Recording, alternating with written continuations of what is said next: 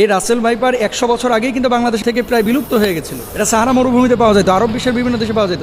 বাংলাদেশে কিভাবে আসলে এই সাপটা? সাপে কামড়াইলে বাংলাদেশে আমরা কিছু ভুল বা কুসংস্কার কাজ করে থাকি। আর কিছু সাপ আছে, আপনি জানেন কিনা, সারা পৃথিবীতে যত ধরনের সাপ আছে 80% সাপ যাদের বিষ নাই, মানুষকে কামড়াইলে মানুষের শারীরিক কোনো ক্ষতি হয় না।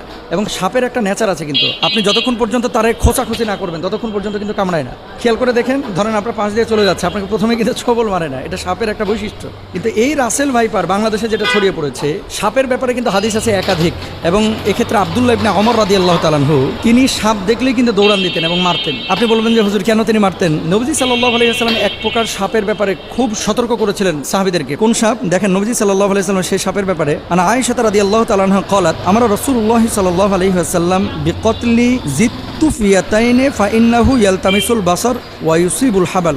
আয়েশা রাদিয়াল্লাহু তাআলা আনহা থেকে বর্ণিত, তিনি বলেন রাসূল আকরাম সাল্লাল্লাহু আলাইহি ওয়াসাল্লাম